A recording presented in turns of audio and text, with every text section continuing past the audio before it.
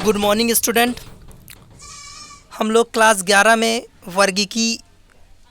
वर्गीकरण की आवश्यकताएं ये सारी चीज़ें पढ़ चुके थे।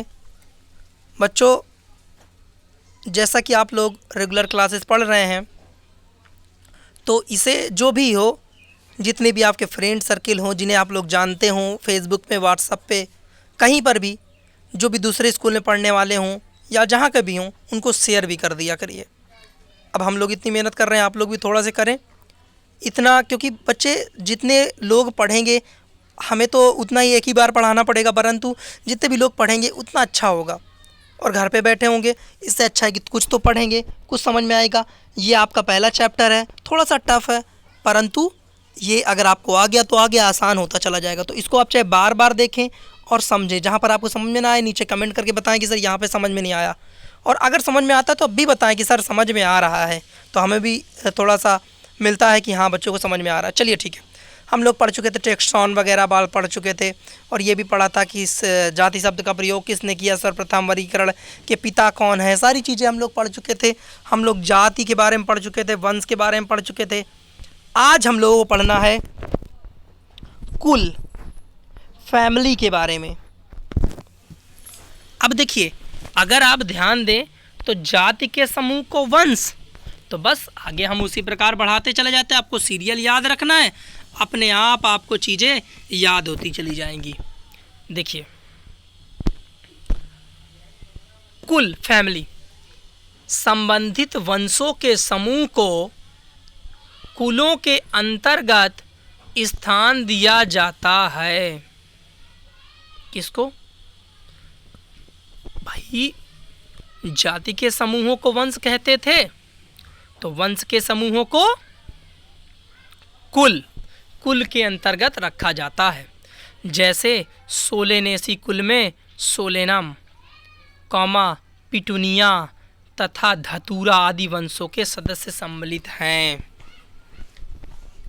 जैसे अगर हम कहें कि आपका जो मटर है वो भी एक ही कुल का है, चना भी उसी कुल का है, आपका जो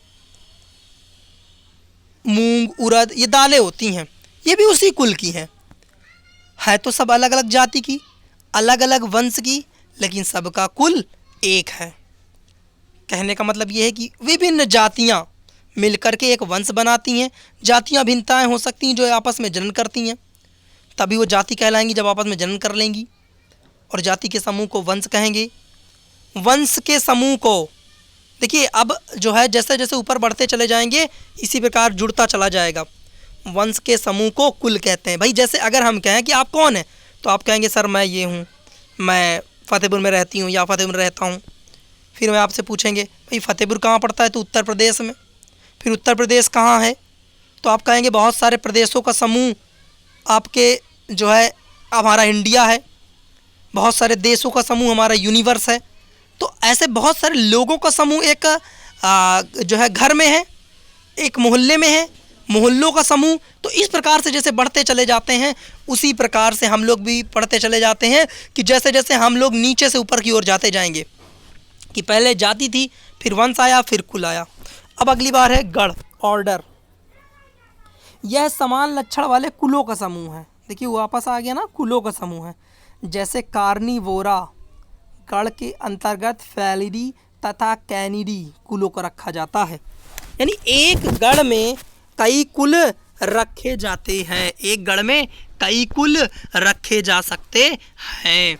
अब इनमें आपको थोड़ा नाम याद रखना पड़ेगा भाई, कि कौन कौन से हैं आपके, जैसे फैलिडी और कैनिडी, ये कुल हैं जिन्हें हम लोग एक गण में रखते हैं। दोनों कुलों के सदस्य मांसाहारी स्तनधारियों के संबंधित, यानी ये जितने मांसाहारी हैं वो दोनों एक मांसाहारी, उनको हम रख रहे हैं किसमें, आपके फैलिडी तथा कैनिडी कुलों को कार्निवोरा में रख रहे हैं। इसके बाद आपका आता है वर्ग।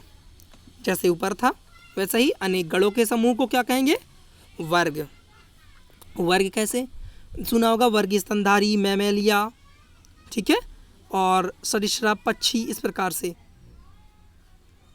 परंतु ये वर्ग में क्लास में थोड़ा सा फर्क है। देखिएगा, यह अनेक संबंधित गणों का समूह है। जैसे मैमेलिया वर्ग में सिटेसिया, यानी मैमेलिया वर्ग में किसको रखते हैं? सिटेसिया, काइरोप्टेरा, कार्निवोरा तथा प्राइमेटा गण आते हैं। अगर हम सही सही कहें, आपको देसी भाषा में बताएं, तो भाई हम लोग भी मैमल्स स्तनधारी हैं और गाय भैंस भी हैं जिनका गण अलग है ना। तो इस प्रकार से एक ही कई गणों को एक वर्ग में रख दिया जाता है। उपयुक्त सभी वर्ग के स्तनधारी शारीरिक संरचना तथा बाह्य कंकाल जैसे इस वर्ग के सभी संतुओं में क्या पाए जाते हैं? जंतुओं में बाल, नाखून, बाह्य अंग, कण, स्तन ग्रंथियाँ सब पाई जाती हैं। ये जो हमारा वर्ग है, क्लास है, कौन सा क्लास है भाई? मैमेलिया। मैमेलिया के अंतर्गत किसको किसको हमने रख दिया है? सिटेसिया, काइरोप्टेरा, कार्निवोरा, प्राइमेटा। ठीक है, हाँ याद रखना, हम लोग प्राइमेट में आते हैं और हम लोगों में भी तो बाल, नाखून, बाह्य, कण ये सब कुछ पाए जाते हैं। इसके बाद देखिएगा संघ या प्रभाग, जिसे हम लोग फाइलम या डिवीज़न कहते हैं।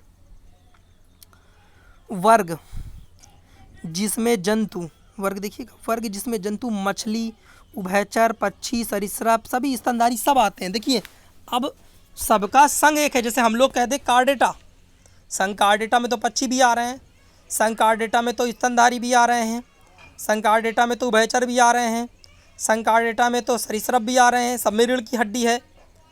यानी कि मछलियाँ, उभयचर जैसे मेढक वगैरह, सरीसृप जैसे आपके सांप वगैरह, पक्षी, चिड़िया वगैरह, स्तनधारी दूध देने वाले, सबको हम एक ही संघ में रख देते हैं। यानी कई वर्गों के समूह को संघ कहते हैं। अगले उच्चतर संवर्ग संघ का निर्माण करते हैं। यानी ये सारे वर्ग मिलकर के क्या बनाते हैं? संघ। इन सभी को समान गुणों जैसे पृष्ठरज्जु, पृष्ठरज्जु मतलब रीढ़ की हड्डी, पृष्ठी, खोखली, तंत्रिका, तंत्र की उपस्थिति, रीढ़ के अंदर खोखली, तंत्रिका, तंत्र, तंत्रिका कोशिकाएं होती हैं। छोटी क्लासेस में 9th में 10th में आपने पढ़ा है तंत्रिका कोशिका की संरचना जो संवेदनाओं को ले जाती है। उन सबको उपस्थित के आधार पर इन्हें कह में रखा जाता है? संघ कार्डेटा में। पादपों में इन परस्पर संबंधित वर्गों जिनमें से कुछ की समान लक्षणों को उच्चतर संवर्ग में प्रभाग में रखा जाता है। यानी पादप में को भी इसी प्रकार से रखा जाता है। इसको भी नोट कर लीजिएगा।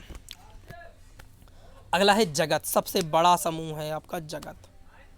यानी सबको अभी तक वंश, जाति, जितनी भी चीज़ें आई हैं सबको अब ऊपर उठा के सबसे ज़्यादा जगत में रखेंगे। जंतु के वर्गीकीय तंत्र में विभिन्न संघों, अभी देखिए संघों का आ गया ना, बस सीरियल याद रखेंगे तो याद रहेगा आपको। संघों के सभी प्राणियों को उच्चतम संवर्ग जगत में रखें। यानी सभी के एक समूह को कह में रख जिसमें रखते हैं उसको क्या कहते हैं? जगत। जबकि पादपों के विभिन्न प्रभागों के पादप जगत में रखते हैं।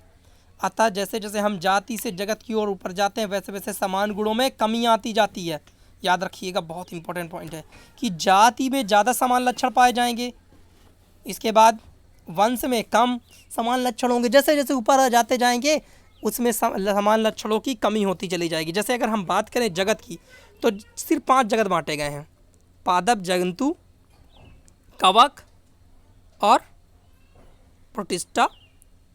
ठीक है, और पादप जंतु, हाँ, और एक मुनेरा। ये 5 जगत में आपको रखा गया है। मुनेरा में जितने भी दुनिया भर के बैक्टीरिया हैं सबको रख दिया गया है। जंतु में आपके जितने भी जंतु हैं, चाहे वो छोटी सी चींटी हो, चाहे वो बड़ा सा हाथी हो, चाहे मनुष्य हो, सबको एक साथ रख दिया। अब सब तो एक समान नहीं है ना, इनमें विभिन्नताएँ हैं, परंतु सबको एक साथ रख दिया। इसके बाद जो आपका पादप था, सारे पादप को एक साथ रख दिया गया, चाहे छोटा पादप हो चाहे बड़ा पादप हो, पादप जगत में। तो कहने का मतलब ये है कि जैसे जैसे जाति थे उनमें ज़्यादा समानता थी, और जैसे जैसे ऊपर जाते गए, जगत में जाते गए, तो उनमें समानताएं कम होती गई। बच्चों अच्छे से देखिएगा, रिपीट कर करके देखिएगा, क्योंकि ये पहला चैप्टर है, थोड़ा सा टफ है, समझने की कोशिश करिएगा और शेयर भी ज़रूर करिएगा। नीचे लिख करके बताइएगा कि सर समझ में आया या नहीं आया। चलिए, थैंक यू।